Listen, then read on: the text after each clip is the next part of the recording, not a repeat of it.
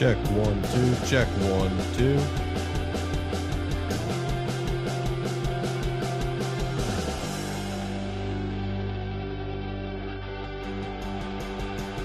Welcome, ladies and gentlemen, to the Stadium Pulse. My name is Tegan Randolph, your host for all things college football.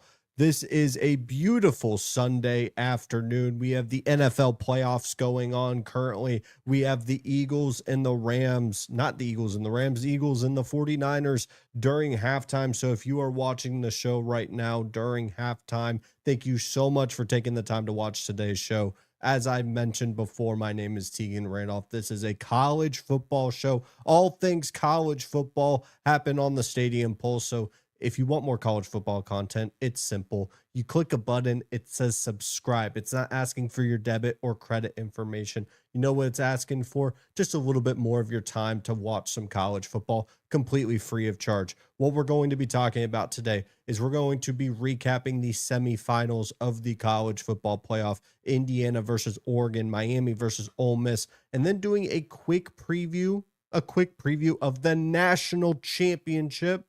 The national championship, which is about a week away following tonight. It will be on Monday, which is for another story for another day. We have Alabama transfer portal concerns. I'm a little worried about Alabama. And then for fun, we'll do a quick little 10-man, 10-team mock draft, the top 10 teams. And if you did not know, we have not covered the draft that much during the page's, the Stadium Pulse lifespan, because it's relatively new, that when we do get further into the Marches of the world, the Aprils of the world, we will definitely be talking about the NFL draft because it does fall in line with college football and everything around that space. But how's everyone doing? Let me get some water before we dive into these games.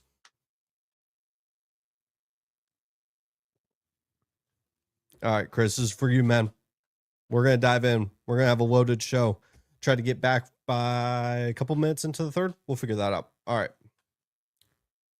Indiana dismantles, and I mean dismantles, Oregon 56-22 in a game that was not close whatsoever. The game was dead on arrival. Oregon was dead on arrival. Outside of the 14-play drive to score a touchdown in, I believe, the first quarter, following the pick six that happened on the very first play of the game. Now, I will give credit where it's due. Going 14 plays, turning around after a pick six is impressive. And yet I still felt like that was them being dead in the water on arrival for one simple reason. Number one, if you're having to go 14 plays to score a touchdown against an Indiana defense, which to their credit, it's an incredible defense. This Indiana team is incredible, but they're not going to allow explosives, so you're going to have drives like that. And I had no faith that Oregon was going to be able to replicate that performance and that second drive to be able to score multiple times throughout this game when you're facing off against Fernando Mendoza. Outside of that drive, the 14 plays for a touchdown, which was remarkable in a vacuum. They had the pick, and then they had their touchdown. Following that, it was punt, fumble, missed field goal, end of the first half. That's how you lose against Indiana. You cannot serve the game on a silver platter for Curt Cignetti and Fernando Mendoza to take it, because what they're going to do is basically play like a damn robot. They are not going to make mistakes. They are not going to put the game into harm's way whatsoever, because that's the Indiana identity. That is how they've built this football team. A lot of people have been talking about how it's been built by 23-year-olds, and that's fair, but a lot of people also don't understand what Indiana has also done is changed their practice routine. They've completely focused on film. It's not about drills and getting reps in and one-on-ones and Oklahoma drills. It's none of that. It's about knowing what your opponent is going to do. And from the very first drive of the game, you knew Indiana had that edge, and you knew that Dan Lanning was going to get shoved into a locker. At what point do we ask the question, is Dan Lanning starting to get the James Franklin allegations? I think it's fair we have that conversation, because more times than not, we are seeing Dan Lanning in a big moment crumble instead of rising to the moment. Now, James Franklin has had the notion for a very long time to the very end of his Penn State tenure of not being able to rise up and elevate this program to a national championship level. Now, the expectations with Oregon are very similar.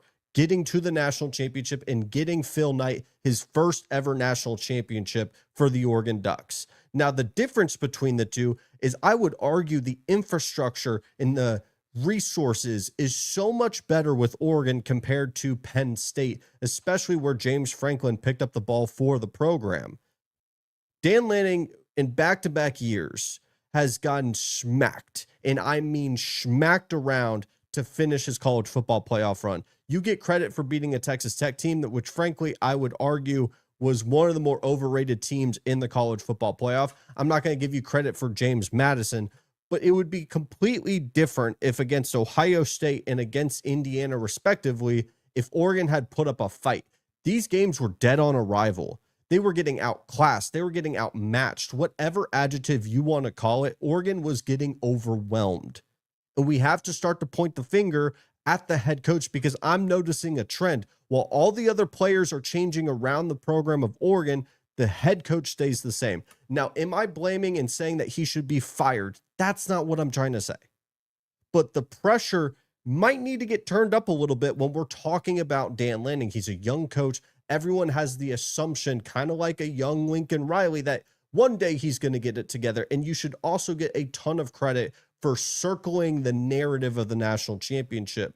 But the same pressure that we put on Ryan Day, the same pressure that we put on James Franklin, we have to stay consistent. We have to stay consistent on what coaches are we going to turn up the pressure, not the hot seat, because those are two very different things. I would say he's just meeting expectations for Oregon, enough to not even enter the hot seat conversation. But we also have to be completely honest when we see back-to-back years and a lot of moments in those years where they are not rising up to the occasion when someone's at eye level with their talent roster. When we look at Oregon, it's wandering into the 2026 year as we will pivot to Indiana, of course, when we talk about the national championship. I'm going to focus mainly on the losing team because they are closing the chapter on 2025. For Oregon, they are waiting to see whether or not Dante Moore should enter the draft, and I'll answer that question right now. Should Dante Moore enter the 2026 NFL draft? I think from the perspective of him and what his draft stock currently stands at, even with the poor performance against Indiana, you go to the NFL draft. Now, I understand he has been someone that has kind of broken the mold of what quarterbacks traditionally do in 2024 and 2025. And what do I mean by that? I'm talking about the fact that he went from UCLA to Oregon and basically sat himself on the bench for a year because he wanted to develop and be the best version of himself. I would hold on to that if I'm an Oregon fan that wants Dante Moore to be my quarterback in 2026, is he has done things that are different than the average quarterback. So there is a better chance than I would say most guys that are lock top 3 picks in the NFL draft to potentially go back to school. But if you go past that and he is entering the NFL draft, I would assume Dylan Raiola, and I would assume a retooling of this roster. But the question still stands, what does Dan Lanning do differently? He's going to be losing his offensive and defensive coordinators, potentially his quarterback. What is he going to do to get this roster to where it needs to be? Or maybe the roster has been there and it's a coaching problem. What in their process is not working? Because we are now seeing a trend that they are just not walking out the door losing. They're getting kicked out the door losing. So that's my number one question with Oregon. So much credit to Indiana. Frankly, this game was remarkable for what their performance was and being able to just knock them out of the park. The game was never close. Mendoza was remarkable, and we'll talk about that when we preview the national championship. But Oregon, a putrid performance, to say the least. Welcome, everyone, to the Stadium Pulse. We got a lot of new people in here. My name is Tegan Randolph. This is a college football show. We do this every Sunday, Tuesday, and Thursday. We'll even add a show probably during the off season, but trying to get this in between the Niners and Eagles game right now. We're going to do another preview of Miami and Ole Miss, and then we're going to do the national championship preview, and we'll have some extra notes following that. Miami outlasts the Ole Miss Rebels. Trinidad Chambliss plays more than likely his final game in college football with a major asterisk on it. We really don't know what the settlement's going to be like because I'm sure they're going to exhaust every option there in terms of getting him another year of eligibility. But the final score landed at 31-27. And this game is so impressive for so many different reasons for Miami to find a way to win this game. When we saw the Miami of old, the Miami that got them to such a high seed within the college football playoff, the reason why they lost 2 games this year wasn't because you had a incredible 350 yards, 4 touchdown performance by the opposing quarterback. Miller Moss and Kevin Jennings didn't do that in the regular season. What really kept those teams within the game or within striking distance to beat Miami was, number one, turnovers. We always talked about that within every preview with Miami was, what are the Carson Beck turnovers? We have not seen that pop up in the college football playoff up to this point. And the self-inflicted wounds, whether that be dropped interceptions, missed fumble opportunities, or penalties. And we got all 3. We got a lost a turnover battle to Ole Miss 1-0. We lost the penalties battle. They had over double-digit penalties in this game. And then I could lose count on the amount of drop picks against Trinidad Chambliss, and they still won the game. All of that baked together, and they still won the game. Mind you, they dominated in every other category in terms of the box score. I mean, imagine going 11 for 19 on third down. Time of possession, 41 minutes and 22 seconds to Ole Miss's 18 minutes and 38 seconds, whereas Ole Miss is going 2 for 10 on third down. You would think Miami is dominating that game. 10 times out of 10, you're thinking Miami's winning that double digits. Bar none. It was a 4-point win. And not only was it a 4-point win, it had to come down to a game-winning scramble from Carson Beck. I love this sport. College football is ridiculous because Carson Beck found a way. When you're facing off against what I've called on this page, the Steph Curry of quarterbacks, Trinidad Chambliss at any given moment could be the hottest quarterback in the entire country. If he's starting to hit his shots, it's over. We saw it against Georgia, and we started to see that in the fourth quarter. The clutchest quarterback in the country couldn't make enough plays. And I can't even really say that with that final drive. I mean, he really almost put them in a position to win that football game, even when it was seen done and out. I mean, ridiculous work from Trinidad. But Carson Beck, I told so many of my friends, and I got texts throughout the game, they really didn't believe that he was going to be able to walk him down the field. And there was moments there where it really looked like he wasn't going to be able to do it.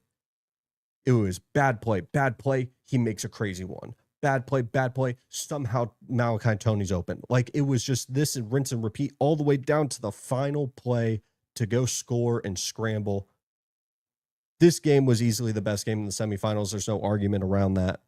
And for Ole Miss, I think as we close the book on 2025 and look at 2026, and I will only say this, my one concern with Ole Miss is mainly rooted in the fact of, will this be the best version of Pete Golding and the Ole Miss Rebels?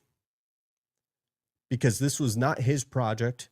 Now, so much credit for him for picking one of 2 lanes. Number one would have been, we hear all the noise of Lane Kiffin leaving and we play our worst football, or we band together. There was no gray area, and they played their best versions of themselves and were a couple of plays away from a national championship opportunity against Indiana.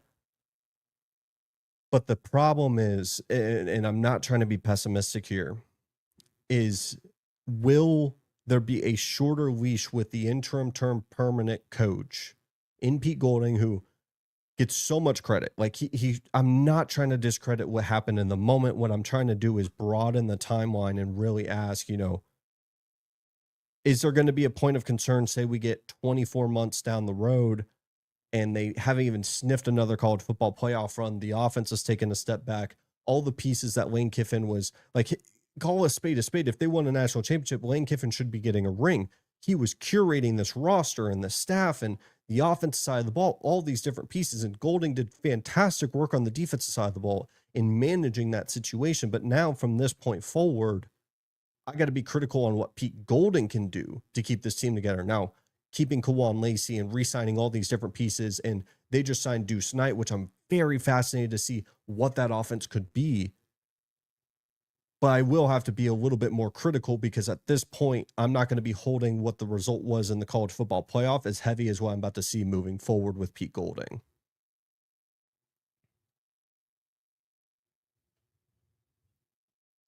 Let's talk about the national championship. Let's talk about it because I feel pretty strongly about this, that I feel like Indiana's going to dominate. So let's talk about it. Indiana is going to dominate this national championship. Now, this shouldn't be a hot take for a team that is favored by over a touchdown in the national championship. It all comes down to one simple factor. Will we get the Miami version that we saw against Ole Miss? Now, you may say they won that football game. What are you talking about? They dominated the box score. I'm looking at the areas that we've seen with the Miami of the past, the Miami that has lost football games, and that has been turnovers, which hasn't really bit them throughout the college football playoff. Number two, it's the penalties, which did bite them against Ole Miss, and the self-inflicted wounds. Those are all things that play perfectly into what Indiana wants to run.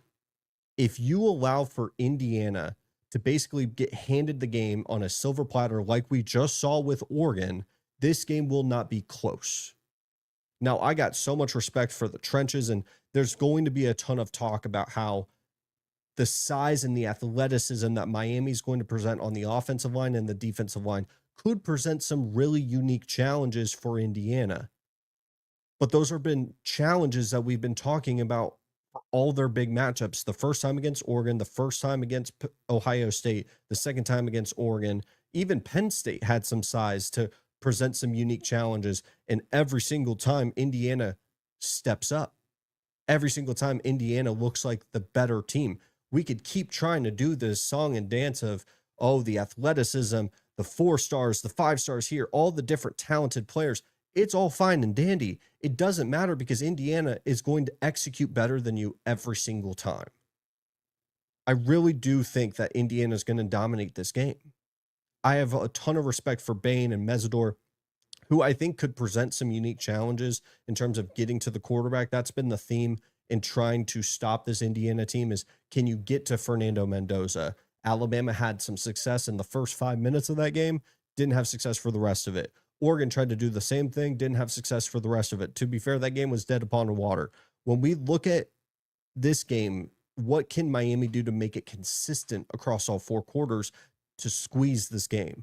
They also have to be consistent throwing the football. You know, I saw Carson Beck have some really good moments. I saw him have some really rough ones. And I think you need Beck to have his superstar moment. Not to say he can't just win the game being a game manager, but I do think you're going to have some plays where you do hit some of those deep shots down the field. He can't be underselling those throws like we saw against Ole Miss, who was going to be such an easier matchup for him. And yes, he did have the game winner. Yes, he had some really good moments, but you never really felt like Carson Beck took over that game when there was so much meat left on the bone to take over the game. Whereas Fernando Mendoza, I feel like this Indiana offense presents just such a difficult challenge for the Miami defense for a couple of different reasons. Very similar to what we saw with Ole Miss, where they want to get the ball out super quick. It's not going to be the same in the sense of the tempo and getting the ball out as quick, but it's going to be the RPOs that I think are going to squeeze the game down a ton to make a Bain or Mesidor not be able to pin their ears back every single time, because that's how a point guard like Mendoza is going to be able to get the ball out so quickly. I do have a lot of curiosity on how the boundary corners are going to be able to play, as Surratt got a ton of momentum and a ton of push down the field in a lot of those back shoulder throws. What is this Miami team going to do to counter that? Now, I think the coaching staffs have very good opportunities to attack each other weaknesses, or attack each of the weaknesses for both of these teams. But I trust the Indiana team so much more. Like, I don't know why I got to keep doing this song and dance of trying to convince myself that Miami's going to get a closer win. I get it. You could point to the line of scrimmage. I just talked about it with Ole Miss and Miami, and how the fact that I'm just going to trust the team with the better line of scrimmage. Are we sure that the Indiana team can't really push around this defensive line? Are we sure this Indiana team can't really hold their own against the opposite side? Like, I really do believe that Indiana is well equipped to play it safe, not really make the first mistake. And who's more than likely to make the first mistake? It's going to be Miami 10 times out of 10. And I think it's going to be as simple as that. So I got Miami losing this game. We're going to preview it probably a little bit more in detail. So, Chris, don't feel pressure to make this a full video, but I just have to get this take out. I really do believe Indiana's going to win by multiple touchdowns in this game.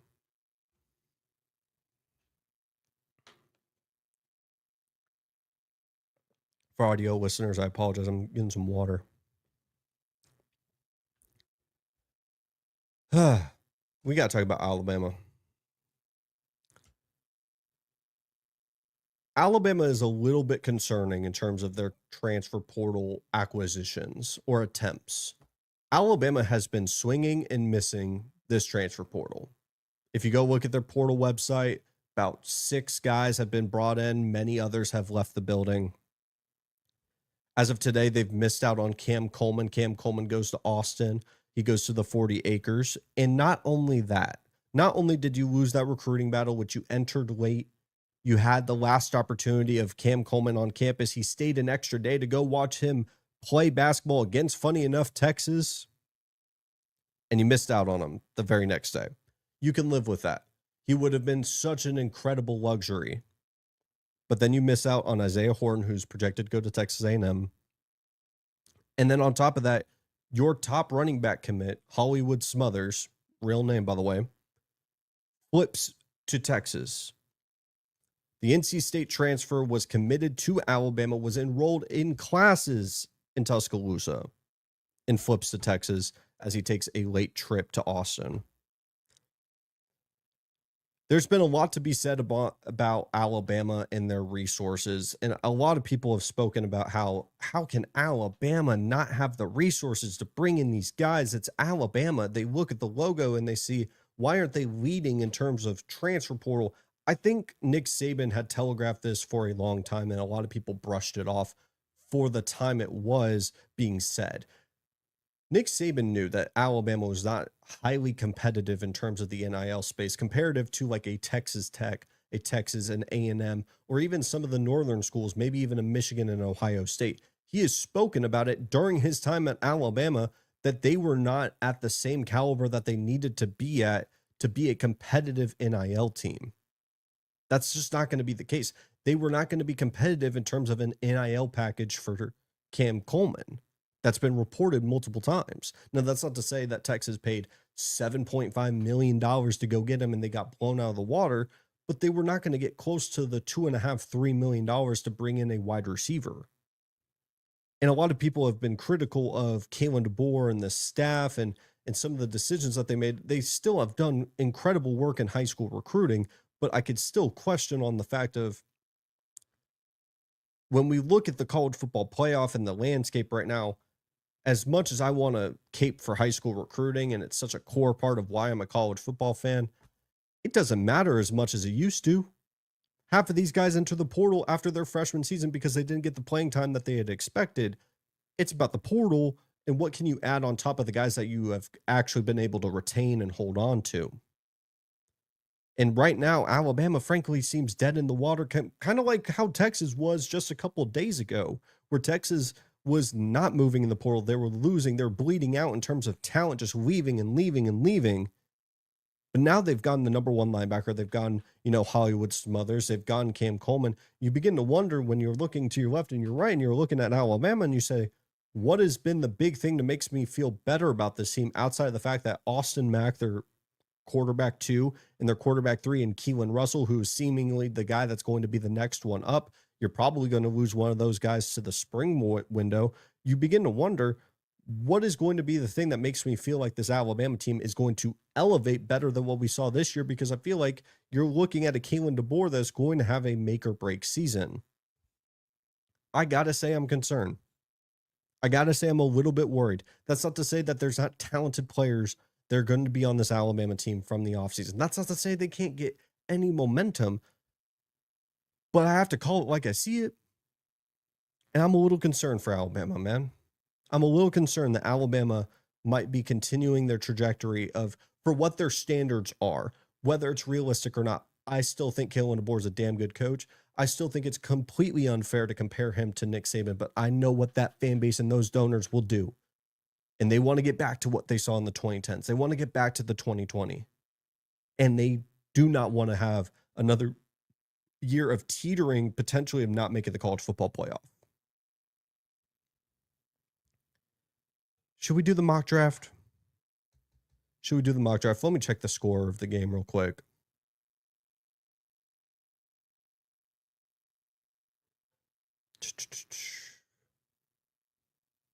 Couple minutes into the game.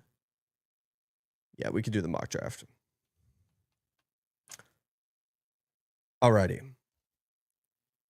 Let's do a rapid mock draft for just the top 10 picks. Way too early. It's only in January. This is going to happen once a month, a couple times as we get a little bit closer. But we know exactly who's going to be in the top 10 as of right now with no trades. I cannot project trades. You're never going to see me try to do a trade because they're so volatile. You never know what's going to happen. But we know what the top 10 is as it stands right now, January 11th, 2026. The number one pick is going to be Fernando Mendoza to the Las Vegas Raiders. Fernando Mendoza is going to be a darling to every GM that interviews him. He's going to check off every single box that you're looking for in a top quarterback. Now, am I talking about Fernando Mendoza in the same line as an Andrew Luck, a Trevor Lawrence, some of the top talents? No, I'm not going to do that. But I completely believe Fernando Mendoza and the arm strength and the ability to orchestrate an offense that is going to be very similar to what we see at the NFL level. Very easy, very quick, and he's going to be able to do a ton of things towards the sidelines. I think he's one of the best guys outside of the numbers in the entire country. Fernando Mendoza obviously is your Heisman winner, and it makes a ton of sense for him to go number one. Everyone's going to love the personality of Mendoza, but the talent is right there, and he's going to be a high-level quarterback. My only concerns are rooted in the fact of he's not the most mobile guy in the world. I don't think he's really great outside of structure, and I do have some concerns about him and an offense that is going to ask a lot more out of him, but he seems to be a guy that gets better every single season, and I'm sure as he gets a little bit better, you're going to be able to put more on his plate. Number two pick is the New York Jets. Now, I'm going to base this off of Dante Moore going to the NFL draft. If Dante Moore goes to the NFL draft, I think the Jets pull the trigger on a quarterback. If he does not, I really don't know what they're going to do. Maybe potentially trade back because of all the assets that they have on this team. They have so much freedom on whatever they want to do. They could wait to 2027 and get a bridge quarterback if they want to. But I do believe even with Dante Moore and the poor performance that we saw against Indiana, this is still a quarterback that is very young. We're looking at 20 years old and has all the tools and intangibles that you're looking for in a top quarterback. There's been some incredible highs with, not Fernando Mendoza, there's been some incredible highs with Dante Moore throughout the 2025 season to really buy into him. If he's able to build brick by brick a better version of himself, he has so much talent to be able to be a high-level quarterback. And I think with the Jets, if you look at their situation and their offensive line and the weapons around them, that is one of the better situations you can ask for a young quarterback. I would make the argument, though, if he does go to the NFL draft, he is a quarterback that should sit. He is someone that should wait. And if he does play in his rookie year, it should be in a window when he gets a couple of easier matchups, because I think this is a quarterback that, like I've said, has a ton of talent, but there's a lot of concerns. He's a smaller body. He would, in this instance, be going to the Northeast, a colder weather area. He doesn't really have the frame of that. I think a lot of time and development could be baked into him very early in his career, and I think it's worth it at number two. Number three is Arizona, and that's one of the more difficult spots to really project where a guy could go because they are a quarterback hungry team. I expect them to move off of Kyler Murray. They're going to be looking for potentially Dante Moore to fall if the New York Jets want to wait for 2027 as they have a long rebuild in front of them. In this instance, I don't think they would reach for any kind of quarterback that is going to be available because after the top two, it really falls off a cliff in terms of first round projections. That's why I land at Spencer Fanu, the tackle out of Utah. Some of the best run blocking tape you will see in your lifetime. If you're someone that likes to watch film, Spencer Fanu is ridiculous. And when you pair him with Paris Johnson, I think you're going to have a tackle duo that is going to be perfectly set up for if you get a Malik Willis, if you get a top tier quarterback potentially via trade, or maybe if you have a bridge quarterback for 2027, you'll have a tackle tandem that is perfect with various skill sets, as Paris Johnson is really good in the past.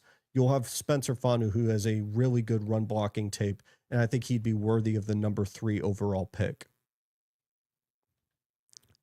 Number 4 would be Tennessee, and I think they go wide receiver, Jordan Tyson out of Arizona State. A lot of people have been projecting Carnell Tate, and I do like Carnell Tate a ton. I think these wide receivers are some of the best in some recent memory. I wouldn't say like in the Jamar Chase, Justin Jefferson, that type of draft class, but I would say when we look at the top wide receivers for what this class is, it's one of the stronger position groups. And I think Jordan Tyson has a little bit more upside in terms of a dominant X receiver. I think Jordan Tyson, the main concern really comes rooted and down to the brass tacks of injuries. He is a superstar wide receiver when healthy. That when healthy is a huge caveat. So that could easily be a reason why he doesn't go number 4 overall. But getting Cam Ward some help, I think, is vital to this team. I would see a world where they get a guy like Arvell Reese. I do feel myself a little bit lower on Arvell Reese than most of the consensus public, but it wouldn't shock me if Tennessee just takes best player available outside of maybe a Caleb Downs. I do expect Caleb Downs to more than likely drop. We've seen it time and time again with safeties. They really don't go in the top 5, even though I do think Caleb Downs is easily a top 3 player in this class, potentially even the best player in the class. But I would very much expect Tennessee to try to support their quarterback in Cam Ward, who's shown a ton of upside. It's really hard to project who they could go with, just knowing they don't have a head coach right now.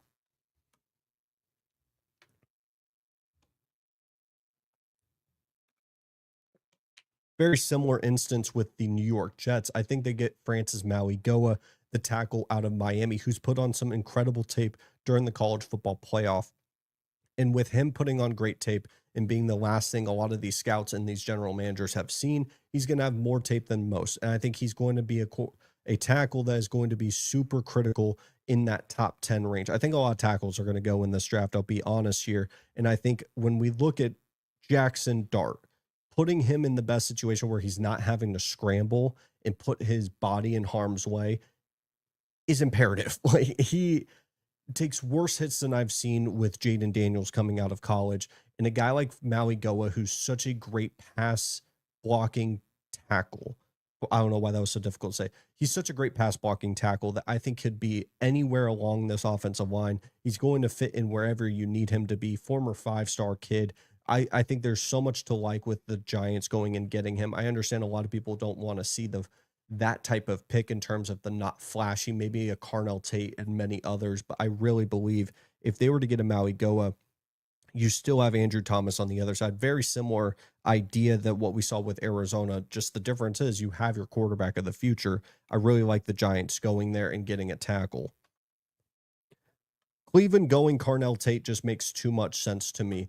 You get the Ohio State kid to stay in the state of Ohio. There's a lot to buy in there. And I think he would be a great pairing to whatever quarterback you want to move forward with, whether it's a Shedeur Sanders, maybe you want to retry Dylan Gabriel, maybe you want to get another bridge quarterback, maybe it's Deshaun Watson for all I know. What I do know with the Cleveland Browns is they need wide receiver, and Carnell Tate, if he falls this far, would be a perfect addition to this wide receiver room. I think he instantly elevates any wide receiver room he goes to. The upside of being a top 10 wide receiver in the entire NFL, that's my main concern with him, but there's not a lot to hate on when we're talking about the skill set. He's a great separator. He's great at routes. He's great at hands. He's really elevated his game alongside Jeremiah Smith this past season.